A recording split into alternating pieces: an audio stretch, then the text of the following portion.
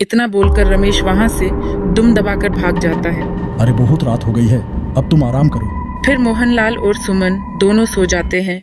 फिर अगले दिन मोहनलाल की माँ सुबह सुबह सुमन को बुला रही थी। अरे ओ बहुरानी, अभी तक सो रही है क्या? घर का काम कौन करेगा? चल जल्दी से उठ जा।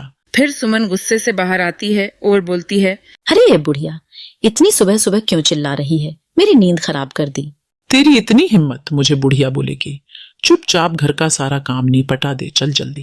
मैं कोई काम वाम नहीं करने वाली, तुम्हें जो करना है वो कर लो। तेरी इतनी हिम्मत, रुक अभी मेरे बेटे को बुलाती हूँ। मोहन बेटा मोहन, देख तेरी बीवी मुझसे कैसे बात कर रही है, जल्दी आ इधर।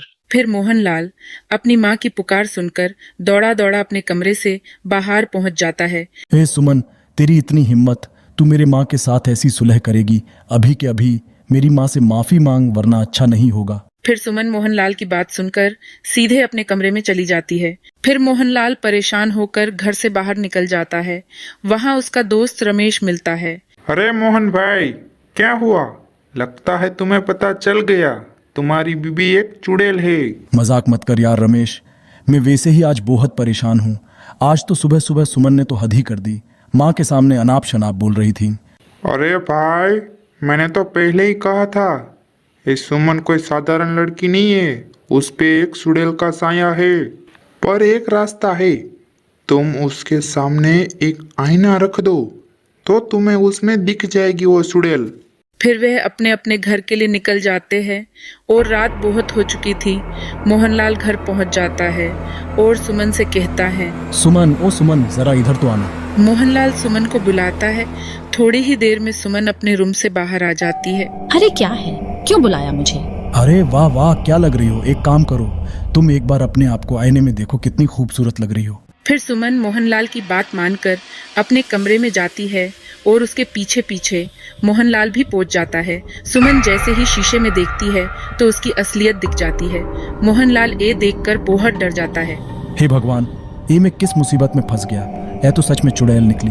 अरे अच्छा हुआ तुझे पता चल गया, आज तो मैं तेरी बलि चढ़ाऊंगी। अरे भागो रे, यह तो चुड़ैल निकली, अपनी जान बचा के भागो। रमेश भाई मुझे बचाओ, मेरी बीवी तो चुड़ैल निकली, हाय मर गए रे। फिर वो सीधा भागते भागते अपने दोस्त रमेश के घर पहुंच जाता है। रमेश भाई, तुम जल्दी से दरवाजा बंद कर दो, तुम सही कहते थे, मेरी बीवी एक चुड़ैल है। मैंने आईने में उसकी असलियत देख ली है, अब मुझे जिंदा नहीं छोड़ेगी।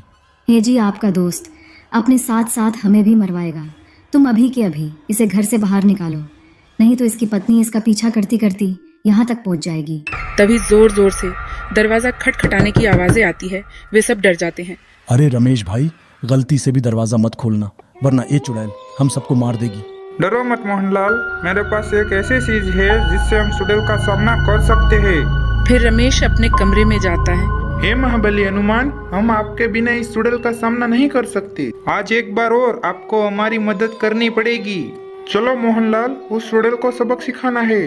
फिर मोहनलाल और रमेश दोनों चुड़ैल को मारने के लिए जाते हैं। अरे चुड़ैल, अब हमें मार के देखा, हम 2 नहीं 3 हैं। तुम मेरा कुछ नहीं बिगाड़ सकते। फिर रमेश हनुमान जी की मूर्ति को आगे करता है और मोहनलाल हनुमान चालीसा बोलता है और तभी हनुमान जी की मूर्ति से तेज रोशनी निकलती है। फिर चुड़ैल धीरे धीरे करके जलने लगती है। फिर कुछ ही देर में चुड़ैल जल के राख बन जाती है।